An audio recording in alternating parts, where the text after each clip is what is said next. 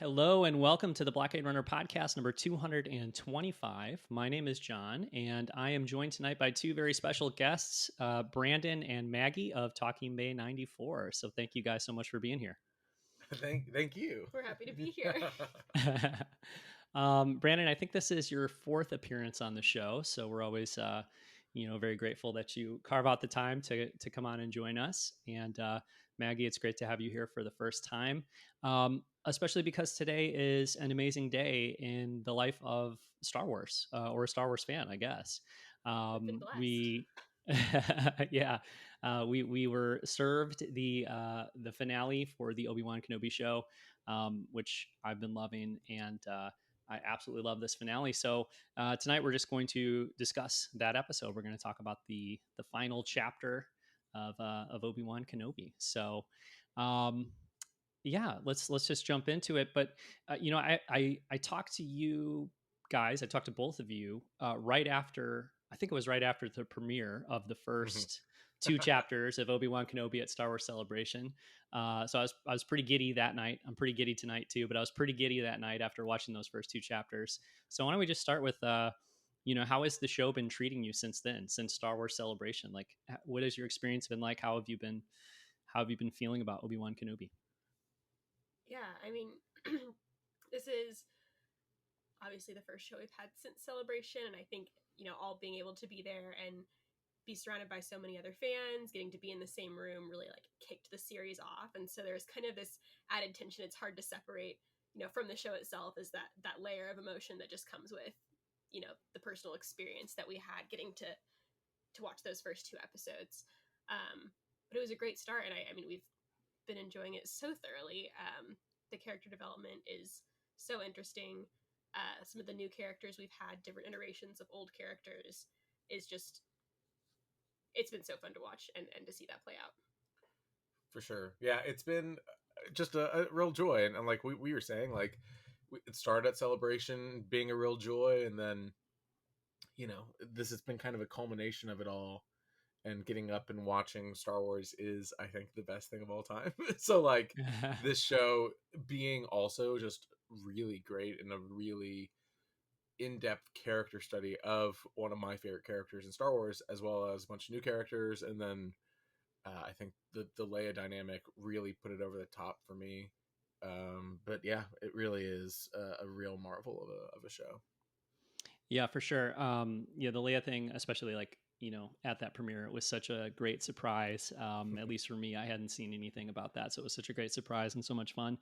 And Maggie, you didn't exactly put it this way, but like I remember coming out of that opening screening and being like, well, I love this show for life. Like even if like it ends up sucking from here on out or, whatever, like it was such a great thing to be given free popcorn and bottles of water and go watch that premiere that like basically they had me from there. So yeah, but I've been loving it too. And like I've loved every episode. The third one was my favorite episode, I think. Just, Vader dragging Obi-Wan through the fire and telling him like, you're going to suffer now. And everything was so incredible to me. But this finale is, potentially right up there for me as a favorite episode. You guys both watched it today, this morning. Did you wake up this morning and both, watched it together? Is that what happened? We did wake up. We did. I'm not the biggest morning person, but I've learned that sometimes I get dragged out of bed at 5:45, 5:30 yeah. for no reason. No reason for it to be that early, but it was.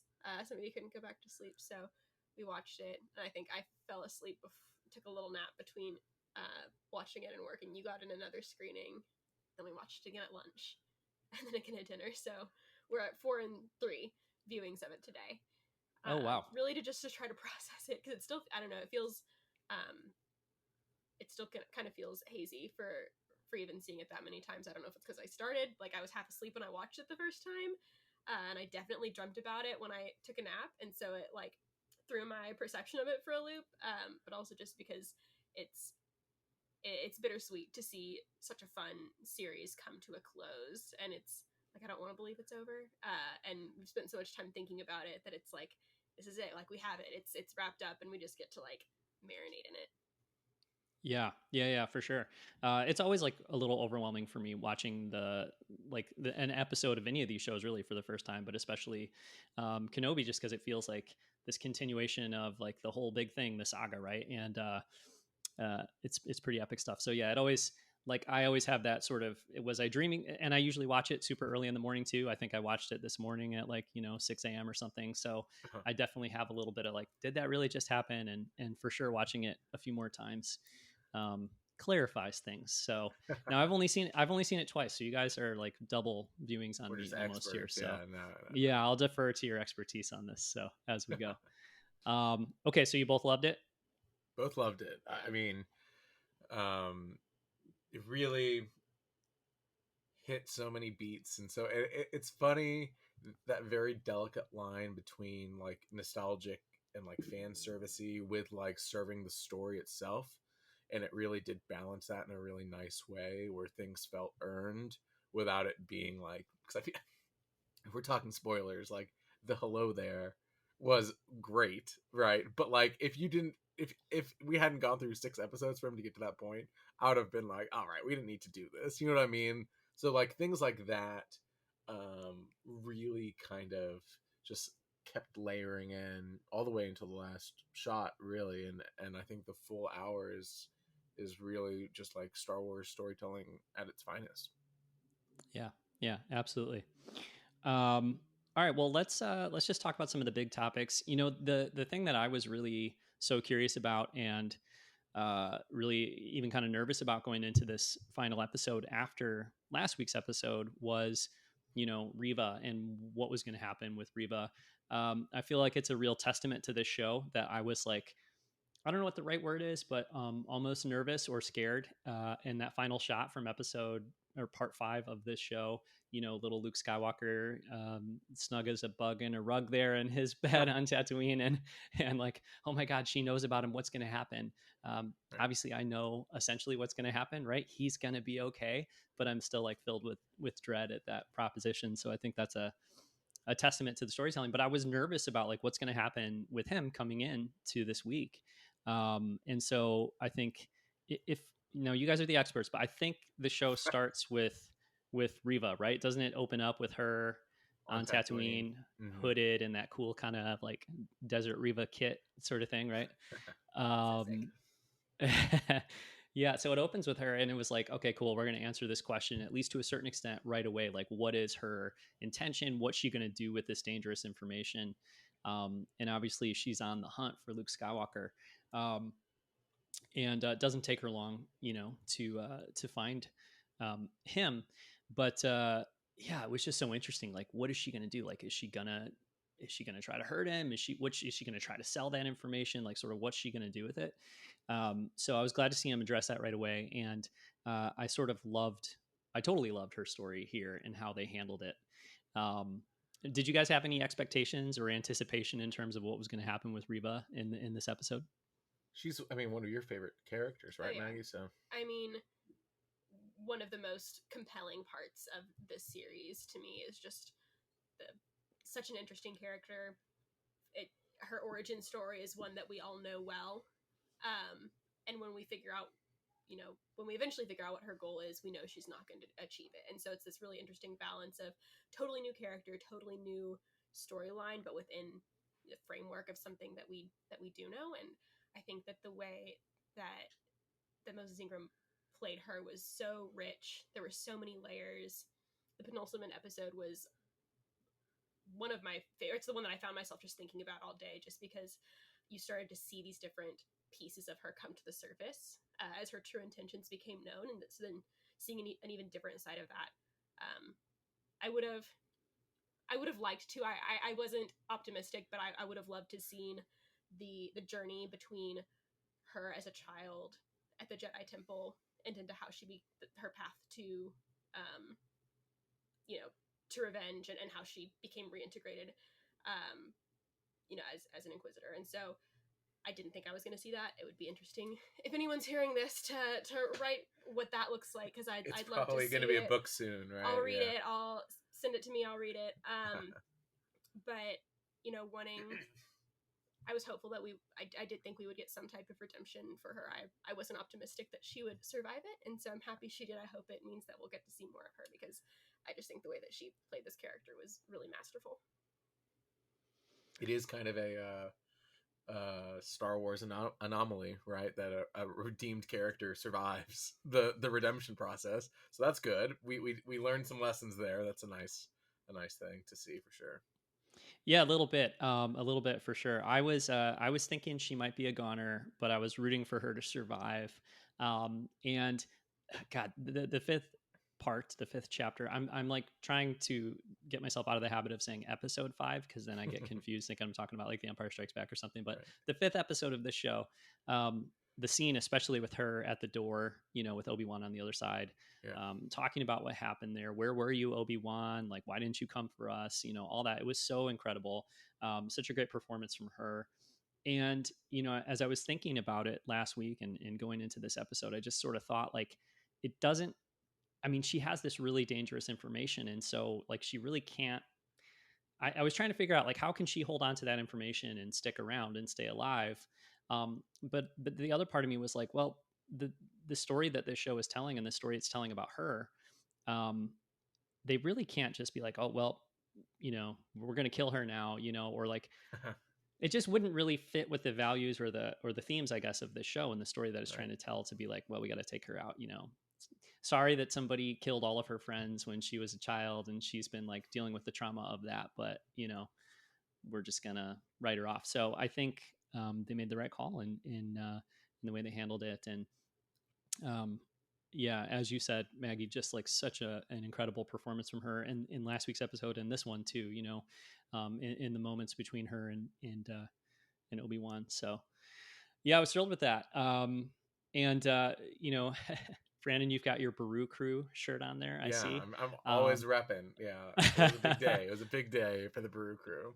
One of the first things I have in my crazy notes here is Baru equals hardcore, because like, God, you know, we were waiting to see her. Where is she? Um, and man, she was so cool. That was a whole different side of Baru, and that caught me by surprise for sure. I did not expect to see her take charge like that. I loved it. It was awesome. And I mean, Baru and Owen, we were talking about before we were recording, you know, you go into A New Hope, and Uncle Owen is not a bad guy by any means, but he is the crotchety old uncle that is overprotective and, you know, keeping Luke on Tatooine. And really what you see in Attack of the Clones and his brief thing in Revenge of the Sith, like, you don't actually get to know Owen, right? And even in comics, I feel like he's always been like the kind of like angry, yelling at Obi-Wan. That's like his one character trait, I feel like. And with this, it was really wonderful to see how much Owen and Beru cared about Luke and what they were willing to do to protect Luke and make him feel, you know, just like a comfortable boy. And I think mirroring that with Brea and Bale on Alderaan is also just a really wonderful like complement with each other, because both of these families really do care about the Skywalker twins, and you see it portrayed in different ways, right? You see Bale reaching out to Obi-Wan, you see Beru and Owen taking matters in their own hands, and it really is like it adds so many more layers to their eventual demise, the destruction of Alderaan, like these things that we take for granted as Star Wars fans from the first Star Wars movies now like extra, it's doing a Rogue One almost, of adding additional layers to a story that we thought we knew 100%. So Yeah, for sure.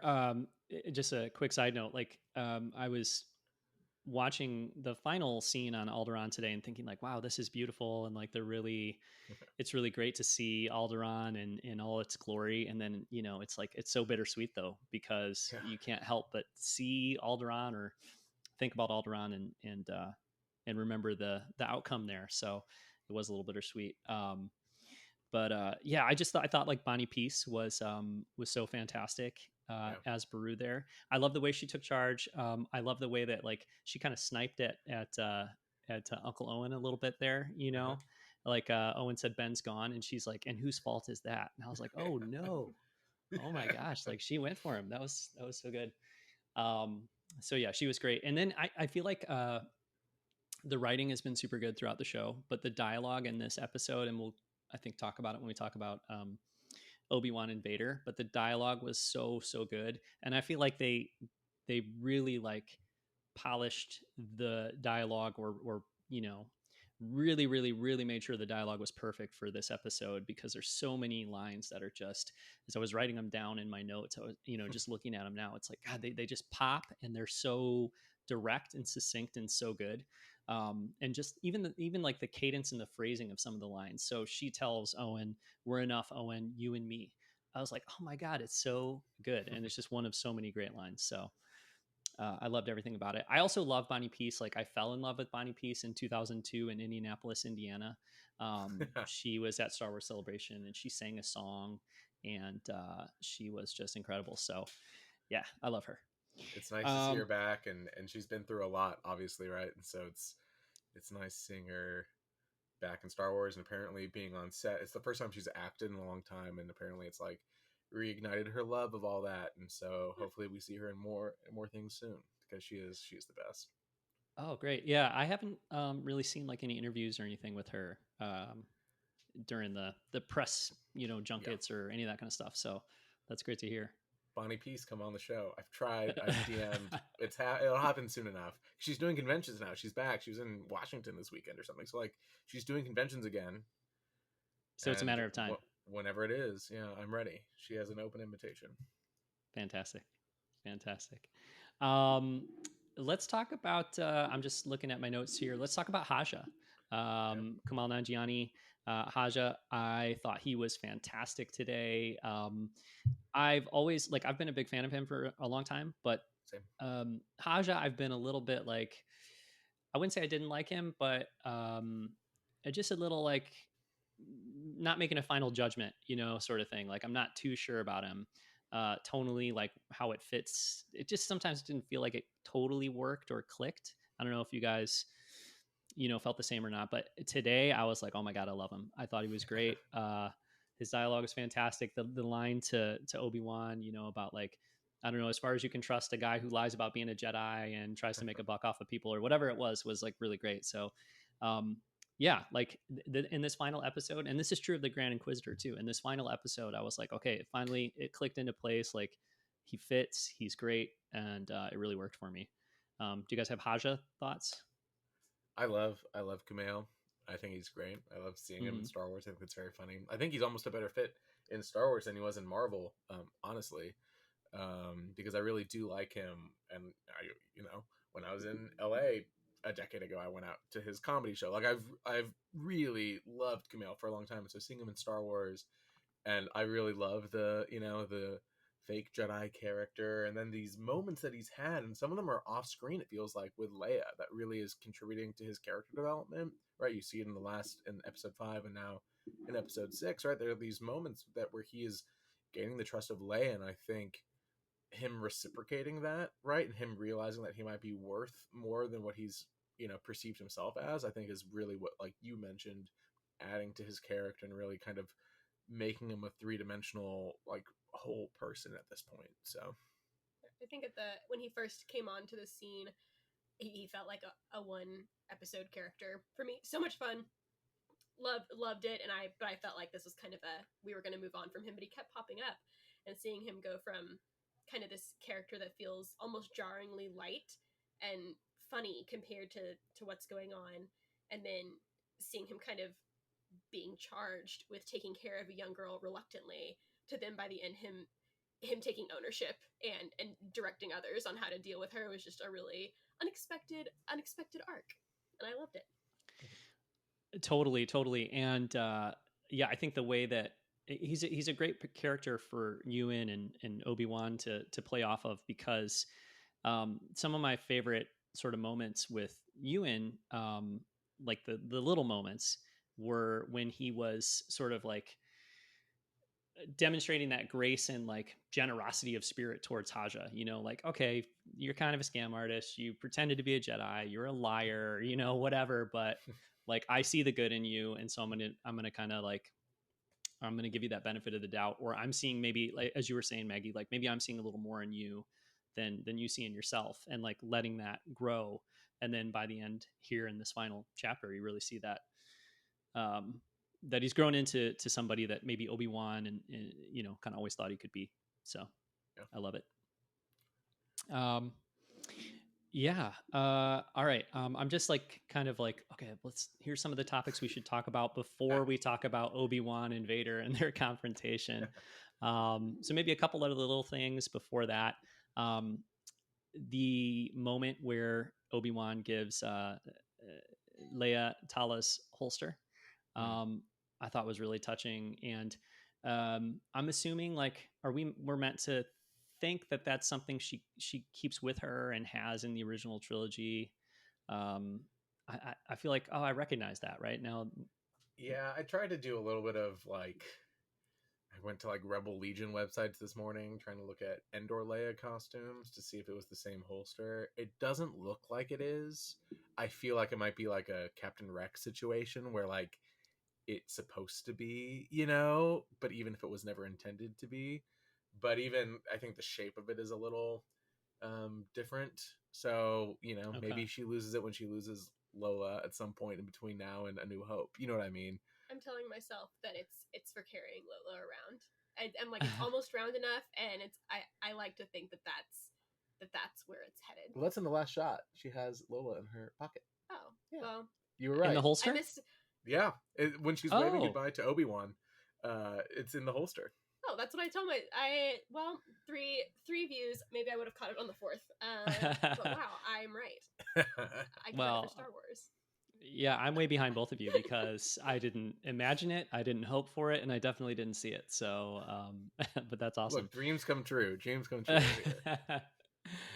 Yeah, and Lola was great in this episode as well. Actually, like, just as a tool, in terms of, it got me a little bit when Lola was there with Obi-Wan. Like Leia, I think like slips it into like his robe or his jacket or something, right? Like basically he gets on that ship and Lola's with him, and he didn't know that because is that correct? Yeah, he didn't know until he took off that cloak to get ready for the fight, right? And so it's kind of Leia being a little con artist. I love it, right? A little sleight of hand. It's great. And I love Lola. I love her arc. Her in the role of emotional support robot or droid in this episode, and I love that at the end when Obi-Wan steps off the plane, she runs for the robot instead of him. Like, she's a very emotionally intelligent 10-year-old, but she is still a 10-year-old, and she's getting her toy back, and that's her first priority. Yeah, no, that was great. And that's the scene that made me cry as I was watching the episode. And I feel like safe to reveal that because Brandon, you tweeted about how you maybe cried a little bit watching the episode as well. So yeah, I cried during the whole last like 20 minutes of that damn thing. So it was great. Okay. Yeah. One of my best friends, Kevin, we were we were texting about it today. And he was saying like, oh yeah, I pretty much was like sobbing through the whole episode. So I know a lot of people were very emotionally invested, and I was like goosebumps like crazy, goosebumps for the last 20 minutes maybe or more even, but tears came during the scene on Alderaan, which it's almost like, I don't know, watching Revenge of the Sith in the theater when that movie came out. I mean, I was like ugly crying and sobbing like during the Anakin and Obi-Wan stuff, and there was like the emotion on Ewan McGregor's face in that confrontation with Darth Vader, with Anakin, was so powerful. But I didn't cry then. I cried I'm not exactly sure why, but I cried when she was standing there on that platform and he came out of the ship. Like, there was just something so powerful about that. And I think it's just the way that relationship's been developed throughout the show between those two. And I think also maybe it's a little bit of, and this is something I talked about a lot on last week's episode, but the show seemed so focused on the concept of protecting children or not protecting children and the consequences of that. And so to see this like wonderful, precocious, just like Leia, and projecting everything we know she's going to become into this young character, to see her standing there and to see like the look on her face, and how important it was to her to see him come back. And she had said, please, come back, and he promised her and all that stuff. Mhm. It just really was like, it really hit me there. But you're right, she looks so happy when she sees Obi-Wan, but then Lola comes around and it's like a whole different level. So um, yeah, really well done. um, all right, well, let's talk about Obi-Wan Kenobi and Darth Vader, Anakin Skywalker. Let's do it. Yeah, this is like, after watching the third episode of this show, I wasn't totally sure that the next confrontation could top that one for me, as like sort of small or slight as it was. I didn't know um, if it was going to work for me on the same level, or if it was going to be able to work as well. But I thought this was close to perfectly played in so many ways. Uh, let's hear from you guys. What do you think? What did you make of this confrontation between Vader and Obi-Wan? And yeah, what do you think? Was it the rematch of the century? Right? Did it live up to the hype? I think I really like. I was trying to figure out what my personal end goal would be for this confrontation. Like, who did I want to quote unquote win, or like how would this play out? Because we know that the final confrontation ends the way it does, right? We know in 10 more years they're going to fight, and it's going to, not end well for Obi-Wan. And so going into it, I was a little trepidatious, right? I was like, okay, we've seen it once, and we've seen Obi-Wan without any real powers, and like, what does that really look like? And having them be so like equally matched, and it being so picturesque, and them really like, I know that they spent so much time being like, where are we gonna put it? Like, can no one be around? Like, let's have it be a remote, cool moon or whatever that was, right?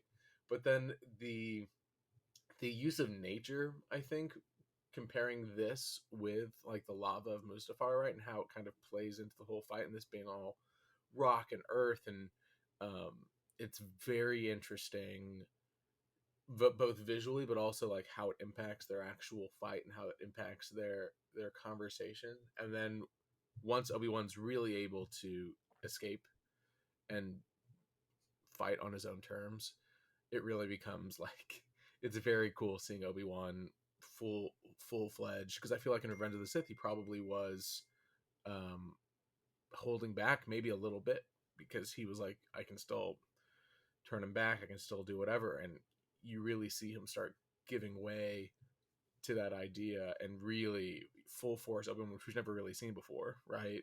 And it was really really masterful, I feel like. Yeah, that's one thing that I loved it. I loved it. I think it was so well done, perfectly done. But one thing I've been thinking about as the day's gone on and as I watched it a second time is, part of me wonders if there are moments where Vader's holding back this time around. And you're Mm. right that it's like Obi-Wan is definitely not. I mean, he goes for that chest plate. He's like smashing that chest plate and, slashes Vader across the back, jumps towards him and slashes that helmet in half. I mean, he's the aggressor almost more so than Vader. Vader has his moments too. But I was a little bit surprised by that. And there is, I think it might be the first lines of dialogue in the scene. Vader says, "Have you come to destroy me?" Obi-Wan, of course, says, "I will do what I must," which is a good callback. And then Vader says, "Then you will die." But as I was looking at it, I was thinking to myself, or as I was watching that, I was thinking to myself, like, well, what would Vader have said? Then you will die. If that's what you're going to do, then I have to kill you. Like, what other Mhm. options did he see on the table? Or I guess, what was Vader hoping for in that situation? Um, Yeah.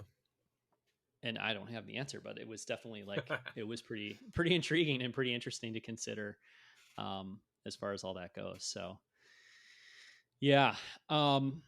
I thought and actually kind of along those lines, I thought uh, the choice for Vader to kind of smash or crush the ground and Mhm. throw Obi-Wan down into that pit and sort of try to bury him alive was really interesting. And, you know, in the third episode, he did the thing with the fire and he dragged him through it. In this episode, he's like, "I'm going to create a tomb for you and bury you under all these rocks." Really creative, really interesting. But also part of me is like, is that like the most efficient and straightforward way to kill someone if that's like what you're really hoping to achieve? Like if you really Right. want to kill this guy right now, I'm going to create an elaborate tomb for you and cover it with stones, and you'll be smothered. I don't know. So that really stood out to me in that moment. Yeah. Yeah, and I mean, again, the Obi-Wan having to reach further within himself to escape that, I think, is then what sets him on this journey of self-discovery for the last half of the episode, right? Because it's very surprising when that ends and there's still half of the episode left, right? The fight ends and you still have to resolve Obi-Wan Kenobi, right? You still have to get him to a place where he is balanced, where he is at peace, right? And so it is kind of like, I think Kelly Knox made the joke, like that's him literally hitting rock bottom, right? Like that's literally like the lowest he can go, and then he's able to overcome it by thinking about the Skywalker twins, right? And that's really the only way that like he's strong enough to do what he has to do.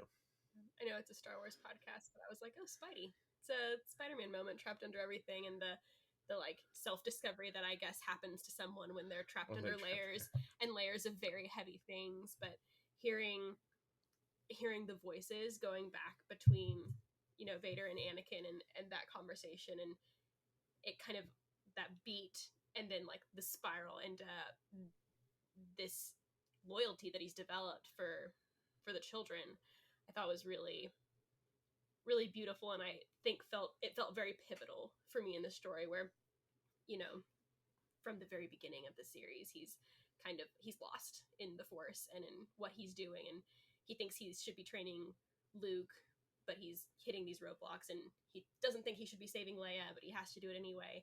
And it kind of, at that moment, it's almost like that's where like everything comes together, and he's motivated by these kids to, and he feels a sense of balance or peace or self-realization that gets him what he needs to finish the fight.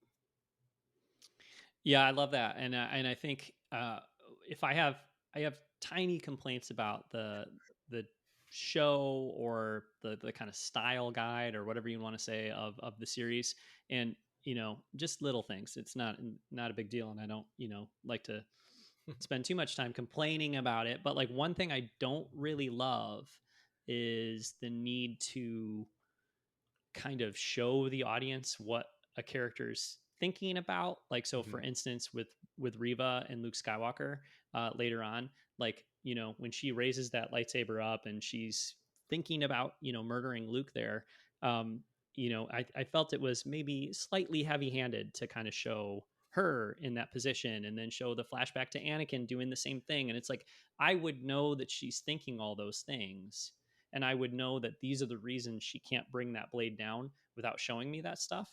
And I think there's a few other instances of similar things in earlier episodes where I was kind of like, yeah, I think we could have been a little more subtle, or just left it to, you know, trust me to know that that's, trust me as an audience member to understand that that's what's going on internally for that character.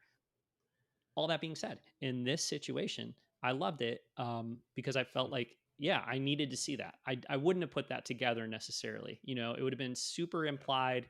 And I think it made sense to hear those voices. And again, with children, it's different. Like when you show the footage of Luke and of Leia, it's a little more moving. Well, I say that, but I contradict myself because with Reva at the end, it's children too. But anyway, like it was just different when it's Luke and Leia. And so I felt like it really worked in that situation. And it was necessary, and it was a great choice. For sure. Yeah. Other things I noticed about this rematch of the century, is it rematch of the century? Is that what you called it? I think so. So we have another 78 years for no more rematches, right? Not enough. You might. I don't think I do. But so like rematch of the century there.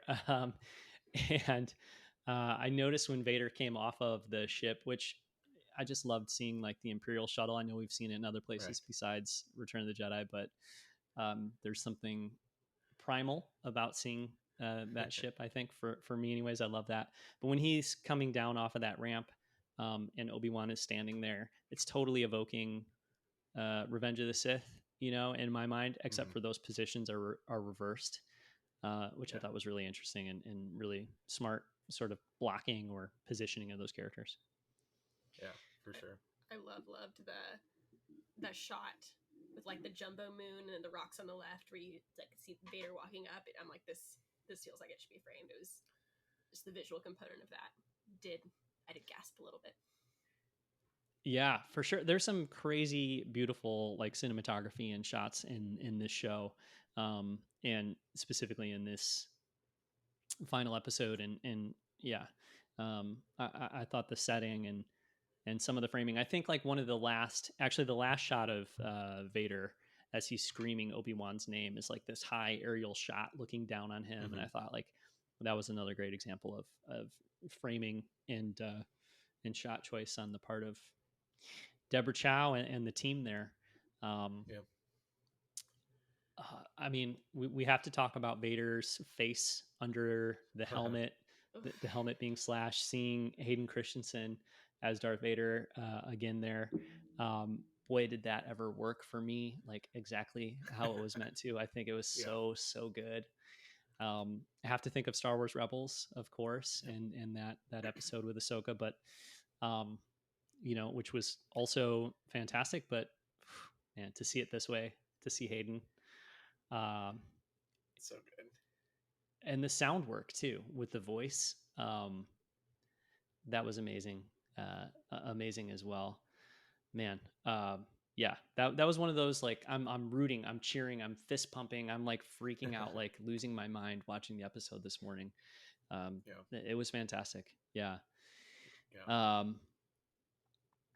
So yeah, I mean, and it's one of those things where it could have gone wrong, or it could have been silly or corny or whatever. And I think they cut away just enough, and his face was visible enough that it just kind of worked perfectly. I also think too, like the cross cutting between the two storylines, the cross cutting between Obi-Wan and Vader there, and Reva and Luke Skywalker and Owen and Beru on Tatooine was like really well done, and it gave it this. And I know like cross cutting between multiple things is something that's common in action movies, and it's not like any it's not some unique thing. But for me, it feels like Star Wars. It feels like the conclusion of a Star Wars story. That's what you do, right? You cut between these multiple plots that you have going on, and I'm sure it's was done in Mandalorian and Boba Fett and other things too. But it just felt so exactly how you tell a Star Wars story to me that I thought it worked super, super well. For sure. And we just watched Revenge of the Sith while we were making dinner, and they do it in Revenge of the Sith, right? It's going between Mustafar and the Senate duel, right, between Yoda and Sidious, and it works really well there, and it worked really well here. Yeah. Okay, a couple more things on that confrontation between Obi-Wan and Darth Vader. I loved the fact that we talked about Obi-Wan pushing the rocks up, but the fact that it was like it was lifting rocks. Yeah. I don't know if Joby Harold, I don't know if Deborah Chow, I don't know if anybody involved was like lifting rocks. But I was like, it's lifting rocks. So I thought that was a great intentional or unintentional callback or whatever it could be. Yeah. Which, and I mean, you mentioned this earlier, how an interesting way to try to kill someone, if you're really trying to kill someone, is to bury them in rocks, especially if that person is a Jedi, may have had some training in lifting rocks. It's kind of like you kind of set yourself up for this. I do, for sure. Me, I'm not a big theory guy, or like if something doesn't happen the way that I want it to happen, I'm not gonna be mad. But there was part of me that was like Rey unknown, Rey nobody, right? And was like, who is Rey's ancestry? And the answer that I always loved was like Rey Kenobi. I thought that made sense. I thought it was a good enough tie to the original trilogy. He's the first voice that she hears when she touches the saber, blah blah blah. And part of me was like, damn, I wish he had been a Rey Kenobi, because then it would have been extra cool today to see the rocks. But that was just me being like, me in 2017 would have been super amped, right? But it was still very cool to see. Yeah. My friend Kevin, who I mentioned earlier, because he sobbed a lot today watching this episode. He was a true believer in the Rey Kenobi theory, and And God, those are such fun times, you know, in between the Right. Force Awakens, after the Force Awakens, and even after the Last Jedi a little bit too. But just, you know, wondering who is she, and Mhm. what mystery is still there to be, you know, discovered. That stuff is so fun. So, yeah, I guess I have to mention a couple of lines just because I think they're so well written. Um, when Darth Vader's helmet is cut in half, there, one of the things he says to Obi-Wan, "Anakin is gone. What I am, what remains." I mean, like that's up there for me with any epic line in Star Wars, you know, with any and that's one of the things I really hope for with this rematch of the century, with this lightsaber battle. um, I really hoped it would be in the style of the Luke and Vader fights from the Empire Strikes Back and from Return of the Jedi, where it's, I mean, arguably it's less to do with what they're doing with their lightsabers and more to do with what they're saying to each other. And you put these two characters in a space together with their lightsabers so that they can duel with words as much as, you know, the physical duel. And I felt like this totally lived up to that. And because there's so many just fantastic, like, all-time Star Wars lines. I feel like they're going to be all-time Star Wars lines from this episode. So Anakin's gone. I am what remains. So great. And then, you know, he tells him, Anakin, I'm sorry. I'm sorry for all of it. It's so good. And it's just one of those things where it's like, you know, if the line was just, I'm sorry one time, I mean, essentially he's saying the same thing, right? But there's something about the repetition. There's something about the phrasing. I'm sorry for all of it. You know, the almost like vagueness of a statement like that. I'm sorry for all of it. It's such good writing. I think it was just amazing. Yeah, I think the one thing that was missing from the whole fight, and we were talking about it a little bit, was, you know, you're going into this episode and Padme has been kind of danced around the past 5 episodes, right? Like the name's never really said, but she's a constant presence. And part of me, especially rewatching Revenge of the Sith and it being her last words, right? Like they're still good in him. Obi-Wan, they're still good in him. He never knows that. As far as I'm aware, Vader never finds out what Padme thinks, how that happens, anything. And I thought maybe this would have been the time, right? In Obi-Wan's final attempt to bring Anakin back, this might have been the time to bring up Padme or to use that as a Hail Mary. And I'm kind of surprised it didn't happen, especially because she was so prominent in the show otherwise, just by being a presence. But that was kind of the only like question mark I had of why that wasn't done. Yeah, I'm not one to complain. I'm not one for predictions, but I did predict, and I am going to complain about lack of Padme. I didn't feel like I wanted more of her presence in the story. I thought it was really odd at Celebration that she just was totally not discussed during the Attack of the Clones panel. I mean, I can't speak for everyone, but she was a major part of the draw into the world for me, coming, like, you know, becoming aware of Star Wars around the time of the prequels. And I mean, she was the main character of the prequels to me. And when you look at Anakin's development, I mean, she was the driving point. She was the thing he cared most about, that was used to draw him down this path. And it was always supposed to be for her. It's the first thing he asks when he comes up in the you know, in the full suit for the first time. And, you know, going into this episode, I figured that we would see Obi-Wan win the battle just because he loses the first and third, we know. And I didn't expect so much physical strength to come out of him. I was anticipating more of like emotional maturity and him bringing information to that encounter that would offset the power that we're seeing from Vader. And so that's what I thought was going to happen, and it didn't happen. But the mask and the voice switching was really cool and really good. But I think that once the newness and the coolness of it wears off, that's going to be my biggest challenge with the entire series. Is just, where's Padme? Is she all right? Well, but just that she was so important to his storyline, and I do think it was just the right amount of information from Obi-Wan to Leia about her parents. I thought that was really beautifully done. Instant classic scene right there. But that after Revenge of the Sith, we really never see Anakin / Darth Vader grapple with Padme at all, which seems out of character based on what you see, because his whole first 3 movies is all hyper focused on Padme. It's fine, I'll stop talking about Have it. I got some comics for you to read? Is what I'll say.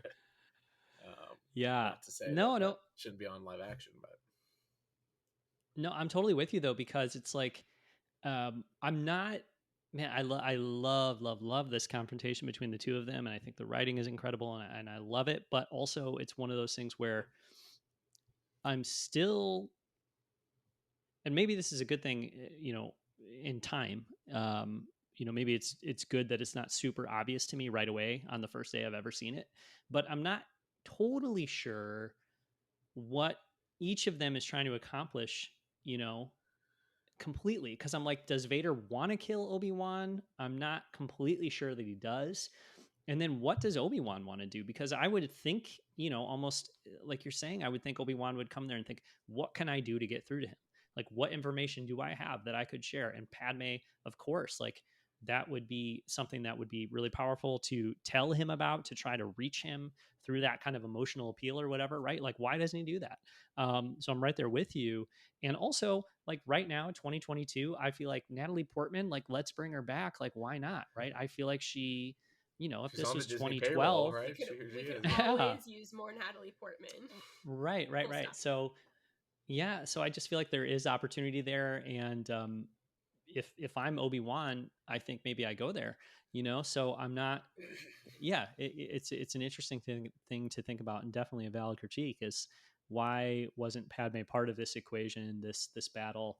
I guess there's more that could have been said, but I'm trying to think of it, I guess, from the constraints of where we know it's got to go, which is Right. he really has to be, telling Luke in the original trilogy, you got to kill this guy, man. There's no hope for him.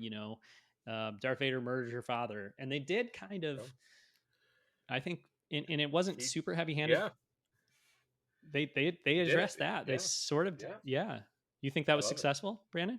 Oh, successful, and then also him when he realized that he was lost, calling him Darth as the other little plot hole. Everyone always being like, "Oh, like why is he calling him Darth? That's his title, not his name." Blah blah blah. But in this, it's kind of like an insult, right? Or he's just like, "You're a faceless Sith now. You're just another one of them. You're not you're not an individual." And it makes that line in episode 4 kind of retcon to make like a little bit more sense now. Absolutely. And when he says to him, when Anakin, or when Darth says to Obi-Wan, like, I'm not your failure, Obi-Wan, you didn't kill Anakin Skywalker, I did. There's this like little upturned smile from Hayden Christensen in that moment. Like, yeah, it's like he's relishing it, like, I did that. I killed Anakin Skywalker. I'm Darth Vader, like, great. Oh my God. Yeah. Hayden killed it. It was, and the writing was fantastic. But then I'm also thinking to myself, like, okay, so like he's establishing, I'm Darth Vader, Anakin Skywalker is gone, he's dead. And that's great in terms of the original trilogy. And it's great in terms of Obi-Wan telling Luke, like, Darth Vader betrayed and murdered your father, etc. Like, all that stuff is great. But then as the scene progresses and Obi-Wan has clearly just destroyed, beaten Anakin or Darth Vader, right? And knowing he did the same thing on Mustafar, and then he was like, all right, I'm gonna leave now, I'll leave you here, I'm gonna peace out. Yeah. He could have just ended it again, right? He could have just been like, we're done. Like, it isn't interesting. He just walking away, right? He even says earlier in this episode of this television show, as he's talking to the ether, as he's talking to Qui-Gon, he even says, I don't know if he's gonna die or if I'm gonna die, but this ends today. Right.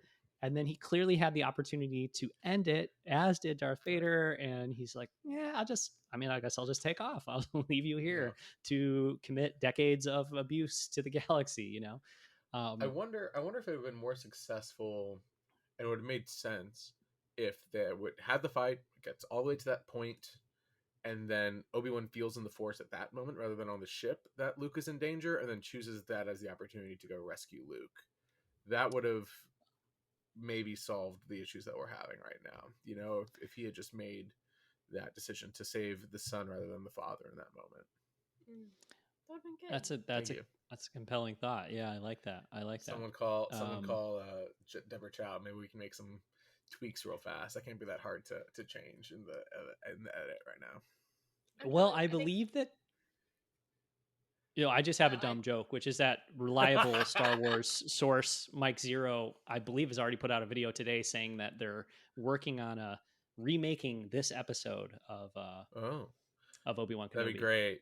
Disney redoing the episode. Yeah, and they've done that in the past, right? So sure, they do it all the time. Yeah, and Mike Zero has been right every time. Him and Doomcock always correct. So they've never been wrong. No. But Maggie, I cut you off. I'm sorry. I know it's good. Just in the writing what we think happened. I think I'm going to tell myself that while heading into the battle, he was still like off balance with the Force, and so he still had some kind of like binary in his mind that it's either him or me, and it's not until he's buried beneath all the rocks that he like finds his balance within the Force, good. And then maybe the need for it to be either him or me isn't there anymore. And because he's kind of had that moment thinking about the kids and thinking about, the future, and he's having these conversations about like leadership, and you won't always be this way. There's this kind of forward thinking conversations that happen in this last episode, that, maybe in the pit, when he hit rock bottom, as our friend Kelly said, was a pivot point. And that's why I'm telling myself that it's not a loophole, it's not a plot hole, it's not there's continuity. He had a change of heart. That actually totally works for me. That completely works for me 100%. I think that's really good. And it's one of those things too where it's like, okay, well, Reva, really honestly, like what he should do is kill Reva, because she's got this information. It's extremely critical information. And I mean, can you necessarily trust her? I don't know. But that's not the story that's being told, right? That's not like what this character is about. That's not what this story is about. And similarly, like thinking back to the flashbacks of Obi-Wan and Anakin from chapter 5 of this series, it's like, Anakin tells him, oh, well, you'll never win because of your mercy, or it's something along those lines. I don't have the actual lines there, but it comes down to mercy. Like, you're merciful, Obi-Wan, and that's why you'll never defeat me. And so here he's merciful, but he has defeated him. I mean, granted, it's at the expense of like all the other people Anakin or Darth Vader will go on to murder for decades to come or years to come or whatever. But, right. but just thematically and in terms of like what kind of story we're trying to tell here, the idea that Obi-Wan would be like, well, I'm just going to like end his life here, I'm going to take him out. Like, that's not really in line with, if we think about like, and it depends on, but it depends on like, if you think about it from a writing perspective, what is the writer trying to accomplish? What message do they want to send? And it's not about like everything else outside of this show. It's about this show specifically. And I think the story that's being told is about mercy. It's not about revenge, right? It's not about being tactical and making sure you do what's best for the long-term, like, I don't know, whatever, right? It's about who is this person. We're telling the story of this person, Obi-Wan Kenobi, and who he is somebody who shows mercy, right? That's what he does. Right. Okay. So a few more things here. I don't want to complain too much either, but one thing I will say is like, he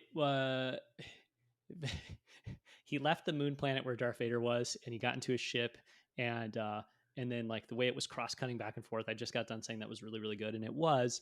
But like, he left, he got on his ship, then Reva's like got her lightsaber in the air, like pretty much ready to kill Luke Skywalker, and then Obi-Wan's like, ooh, something's wrong. I'll just yoink into hyperspace and then be there 10 minutes later. That was like suspiciously quick movement from one. For sure. Yeah, a little fast. It was, those rocks were very so far away. That was what I picked up in my final viewing so far today, was like, homegirl's walking back carrying him. I'm like, little Luke ran so far. Those mountains look very in the distance, and they ran all the way out there, and then she dragged him back. So maybe there was more time. Maybe there was another like 10-15 minutes that we're not considering. For her to be injured, carry a limp body, travel maybe like 2 to 3 miles. Yeah, okay, maybe. I'm not Maybe. necessarily quite as convinced as I was about your last theory, Maggie. I mean, like it's good, but the rock thing was fantastic. This one's good. Yeah, it could be, it could be, it could be. Can't win them all. Um, no, it's but again, that's like it's one of those things where it's like a minor quibble, right? Like this show is like so emotional, it's so powerful, and it does. I think it exceeds expectations in terms of telling the story of these characters. If it doesn't completely make sense that he got from one like solar system to another in seemingly 20 minutes, like I can let it go. You know, it's not that big of a deal, right? I can see it Um, was fast. yeah, yeah. So yeah, let's talk about the final few moments, and then I think we can wrap things up here. Yeah. Once Obi-Wan does get to Tatooine, we have the shot of Reva, as you said, carrying Luke Skywalker. I felt like it was evocative of Anakin carrying Shmi from Revenge Mm, of the Sith. I don't know if it was intentional or not, but it felt like I think there are a lot of shots in this series that do recall moments from other films, and even just scenarios and things that recall moments from other films. So I wouldn't be surprised if that was intentional. I don't know, but regardless, it's a I don't know iconic or a very powerful kind of way to frame that situation. She's carrying this child limp back to um, Owen and Baru, and I feel like her face like tells that story, right? The performance from Moses Ingram tells that story. Like you can see that she's a different person, or that I feel like you can see the regret on her face and in her body language and everything in that moment. So that I felt was brilliant. Um, some of my friends that I've been talking to today have been mentioning that they felt like the final 10 or 15 minutes of this um, episode played out a little too quickly for them, and then they wish things mm, could have like slowed down a little. I didn't necessarily feel that myself, and I would say like in this moment where Reva lays Luke down and Ben and Obi-Wan or Obi-Wan and Baru and Owen are there, I felt like they really like they let that breathe, in my yeah. mind. They let her face kind of tell the story. Everybody kind of like was in a circle, sort of saying like, "What do we do next?" I felt like that was like the impression I got there, and that really worked well for me. Um, so that was fantastic, and then the conversation, of course, from there between Obi-Wan and Reva, um, just so good. I couldn't do it. I failed them. Have I become him? Yeah. And Obi-Wan tells her, you made a different choice, right? You chose not to. And this comes back to the redemption thing. She's actually able to be redeemed and live, as you say. Um, Yeah. as you said earlier, Brandon. So I thought all of it was spot on, so good. Um, and I was pleasantly surprised, honestly, that that's the way they went with it. It felt like the right thing to do for this story, but I wasn't sure it was going to go that way, so I was really happy. For sure. And then giving the opportunity to breathe with a return to Leia, another Obi-Wan Leia moment. I was not expecting to get that, honestly. I felt rushed when they were on the ship. I was like, is this really the last time they're going to see each other? And so that was a surprise for me. Maybe I was just caught up in everything, but I really was not expecting them to reconnect. And so then those last 15 minutes really took on a life of their own and really kind of achieved a sense of satisfaction or a sense of closure that I was not expecting to And it made me cry. That last have. scene Yeah. with Leia and Obi-Wan made me cry for sure. And yeah, I love that they took the time to have that moment between Obi-Wan and Leia for many reasons. Um, it, you know, chief among them is the fact that Ben does stop and say, "Look, remember when we were on that transport thing with Zach Braff? Like, and you asked me about your mom and dad, and Yeah. I danced around it or whatever. But like, I'm gonna take 30 seconds now to tell you that both of your parents were exceptional people, Yeah. and that you are their exceptional daughter." And that was just like, I mean, I already said I cried and everything, but it was so good. I really loved it, and I thought it was not enough for Padme for sure. No. I would love to have seen something more significant there, but um, I thought that was great, and I love the fact that her adoptive parents were standing there behind her as he had that conversation too. Um, just just because I just felt like it was like we're all having this conversation. You know, I don't know what they could hear or they couldn't. That's one of my other minor quibbles with the show. I have felt a few times like, why are you talking about that? Like the Zach Braff scene or the Frick scene. Like they have that whole conversation. I'm like, he's right there. He's just right over there. And you're sharing this like really dangerous secret information.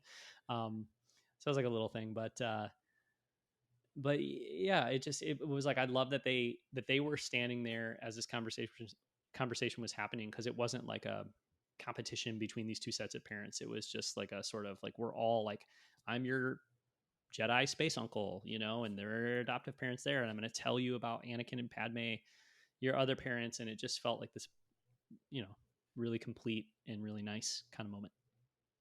Sure.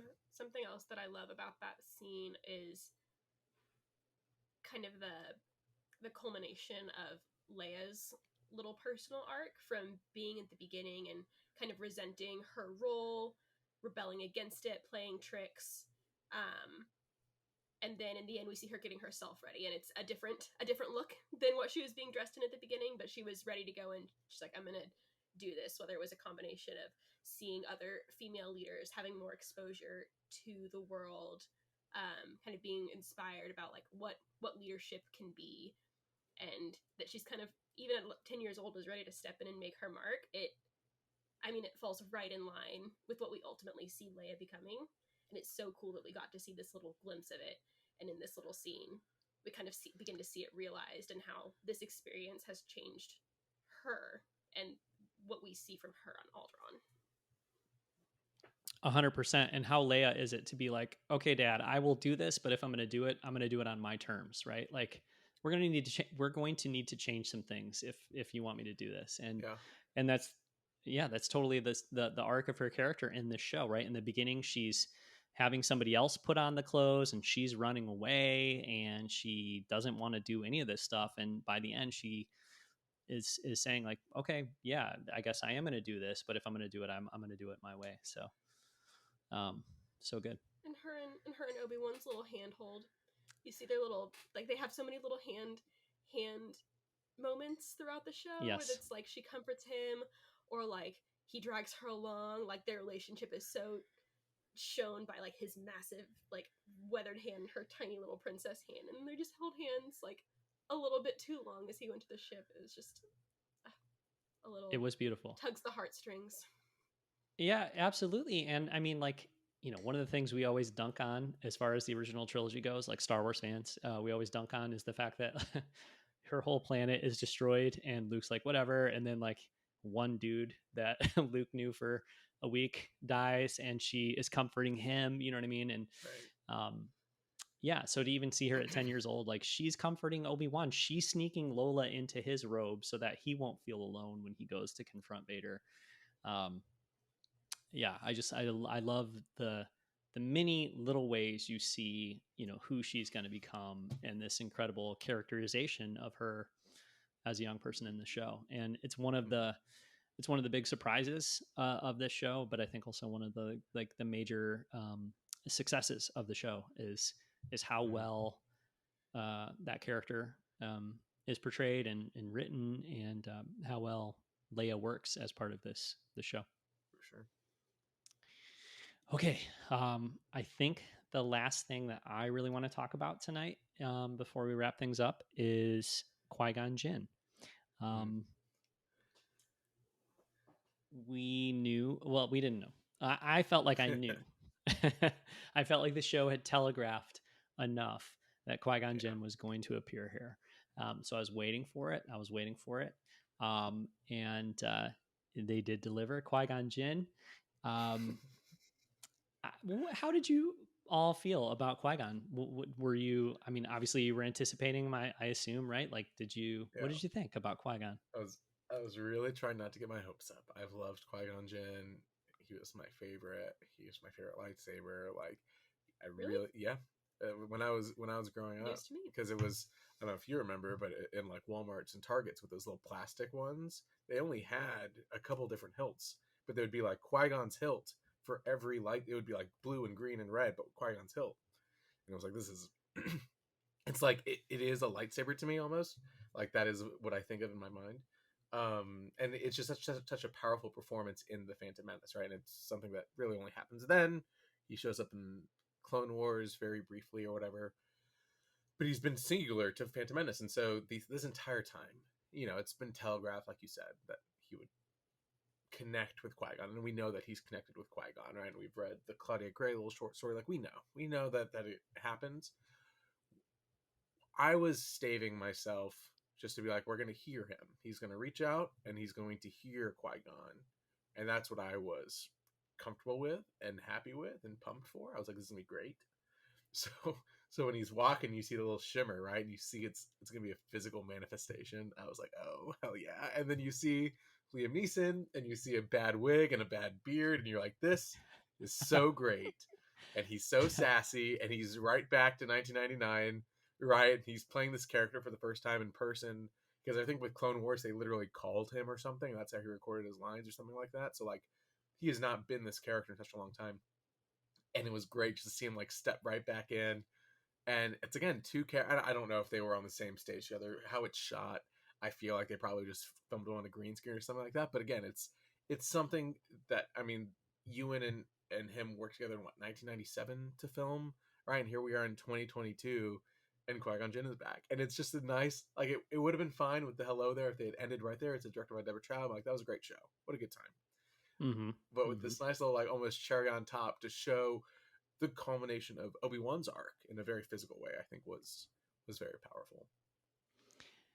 Absolutely. I'm so glad you said like bad wig and bad beard, because I loved it. And sometimes a bad wig or a bad beard is like an endearing thing in Star Wars. Like, especially once like the shock of seeing it for the first time wears off, it's like, yeah, you almost like, you're glad the wig is bad. You're glad the beard is bad, whatever, because it's just like a thing. It becomes a thing. So, and I almost hesitate to say this because if other people didn't see it, I don't want them to, but I feel like, you see him standing there with his back to the camera. Then it cuts to Obi-Wan. Then it cuts back to Qui-Gon. And the way it's framed, it looks like Qui-Gon's maybe like 3 feet tall, standing there in the desert. And then, so yeah, the whole thing is like a little shaky in terms of like the way it looks and everything. But that's kind of Star Wars in some ways. And, but more importantly, it's like, okay, well, this is a thing that's been teased throughout the series. Obi-Wan continues to talk to Qui-Gon. We haven't seen him. They kind of had to deliver on it. But I love that it was short and it was sweet, and that the dialogue from Qui-Gon was purposeful. It was, he basically said, like, I've always been here. You weren't ready. Come on, we've got a ways to go. Like, you've got a journey to go on, a spiritual journey, but also, as Maggie, you've been pointing out, like, you found that balance where now I finally can, we can commune, right? I can show you how to do this thing that I'm doing, that, retaining my identity and all that stuff or whatever. But it's a tangible, or I think you said, Brandon, like a physical representation of the fact that Obi-Wan has completed this arc and has, found that balance or that piece. So it's great.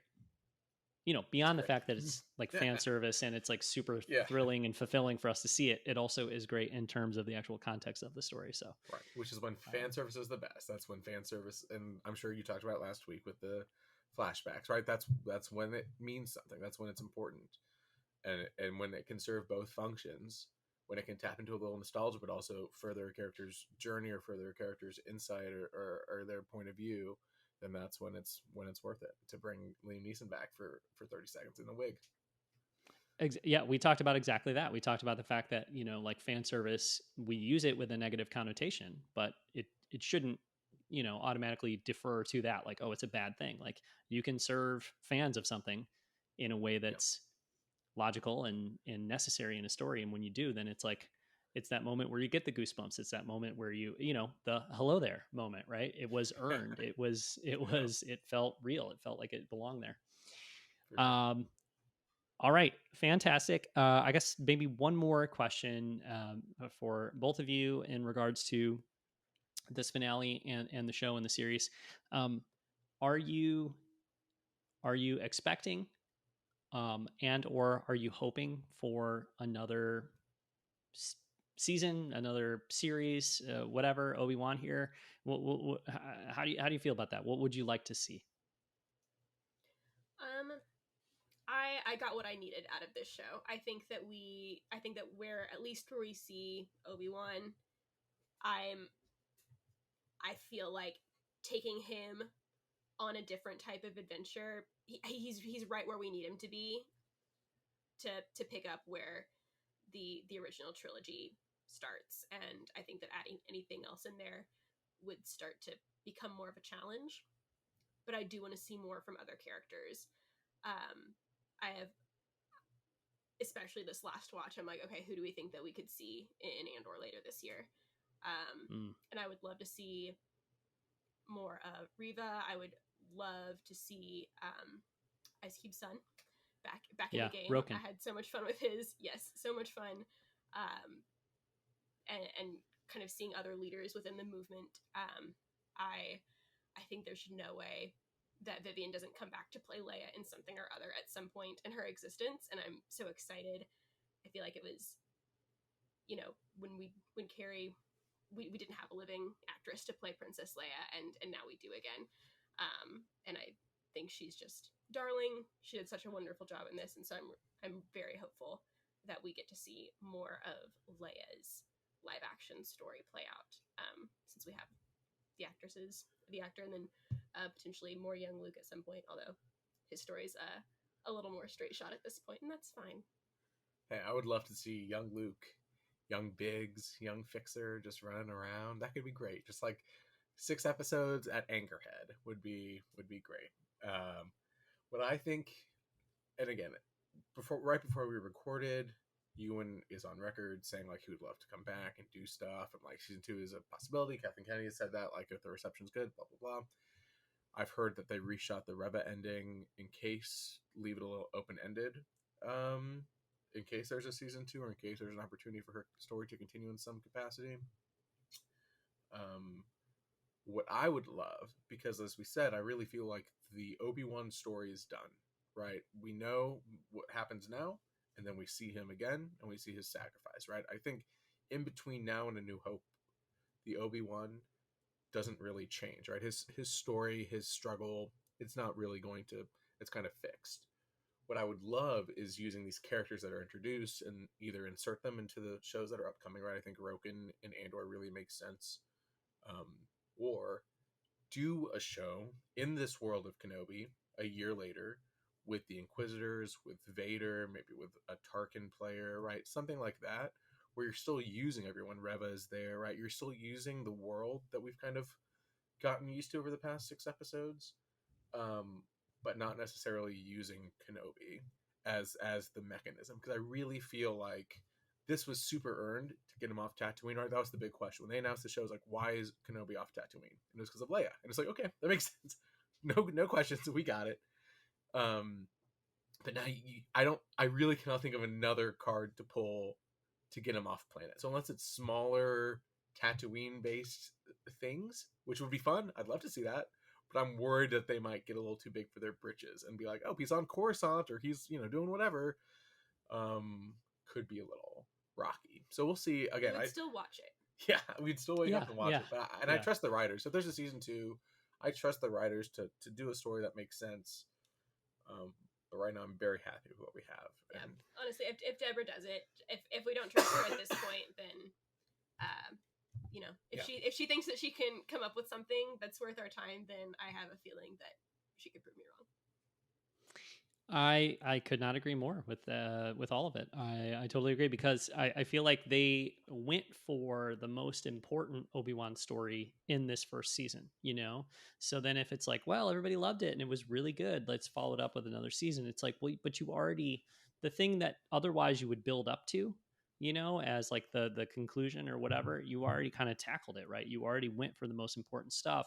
And I feel like they put it all out there. They left it all, on the table. Like they didn't leave anything on the table, I guess, in terms of like the most important stuff. So he's where he needs to be, as you guys said. So yeah, I'm totally with you. I've seen, actually, just talking to some of my friends, in our Star Wars group chat, like whatever, kind of thing today, it was like 2 moments. One moment being the Riva leaving the lightsaber there, One of my friends pointed out, like, well, she didn't bury it, right? And we've seen other people. We see Rey bury the lightsabers. We see Obi-Wan, unburying the lightsabers. Like, it seems like if you're really done with the lightsaber, you should bury it, right? So maybe we've got a Reva bury it on show coming. Tatooine. Yeah, exactly. Tatooine has just got to be filled with Yeah. abandoned lightsabers at this point. Yeah. My feeling on that was like, well, we needed both characters there in that moment. And what's she going to do? Like, pull out a shovel and bury the lightsaber right there? Like, I felt like she's putting the lightsaber down to say, I'm not a threat anymore. I'm not going to use this weapon anymore. Like, I'm done with who I've been. I'm done with it. And he even says, you get to choose now who you're going to be. I think a Reva show or a Reva movie or some, more Reva content, I feel like totally makes sense. Not that I need, not that the story's not complete, but I think there's directions you could go with her. Or maybe there's more you could do. With Obi-Wan, I feel like I, at this point, would save him for cameos or save him for a supporting thing, sort of like Qui-Gon was in this show, or like Ahsoka ends up being in a lot of shows, right? Like, she'll pop up from time to time, but her story is not the story that's being focused on. So I feel like that would be the thing to do. I want more Ewan McGregor. But also, I don't know if Ewan McGregor can top Ewan McGregor in this series, in this season. He was so good, that I'm not sure. Yeah, they did everything. I'm very satisfied. I think one of you said that, right? I'm very satisfied. They gave us what we wanted.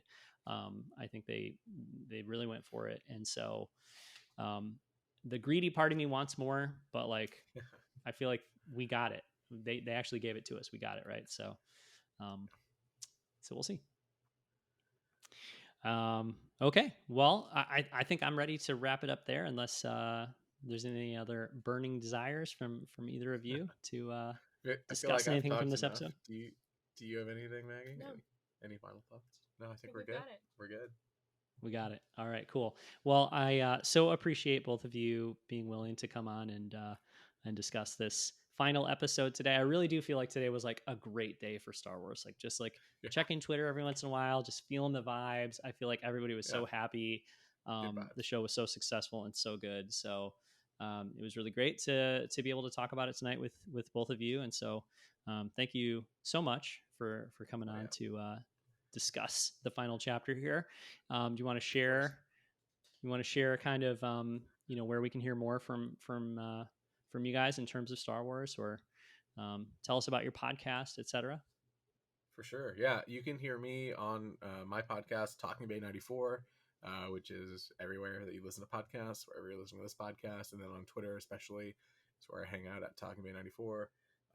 Today, we just came out with a new episode with Roger Christian, who won an Academy Award for Star Wars, the original Star Wars, father of the lightsaber, built the Millennium Falcon cockpit, really formative stuff. And he came back. I've interviewed him before, so he came back, which was really great. And that was our most recent one. I have a few more coming up. I'm recording a couple tomorrow, a couple next week. So some really cool stuff happening. But yeah, listen to Talking Bay 94. And then Maggie, where can people... If you want to hear more from me, too bad I don't have a podcast, but I do have a Twitter. It's Talking Bay 94, but with an E, Bay with an E, BAE. He's with the Y. Before anyone else. Stay tuned. Yeah. Stay tuned to see if I ever get over Padme not being in this last episode. The more I marinate on it, we'll see whether I get over it or whether I die on this hill. There we go. All you need is a name. Once you have a name, then you're good. That's once you get the name, it's a podcast, ready to go. You know what I mean? So, yeah. Although we just kind of randomly chose the name for this podcast, which is called Blockade Runner Podcast. And if you want to follow what we do, we're at blockaderunnerpodcast.com. You can reach out to the show, blockaderunnerpodcast@gmail.com, or follow the show on Twitter at Blockade Run. We would love to hear from you. So again, Brandon, Maggie, thank you so much for coming on the show tonight. We truly appreciate it. And it was such a fun way to celebrate this incredible final chapter of Obi-Wan Kenobi. But until next time, thanks very much for listening, and we'll be back soon with another episode of the Blockade Runner Podcast.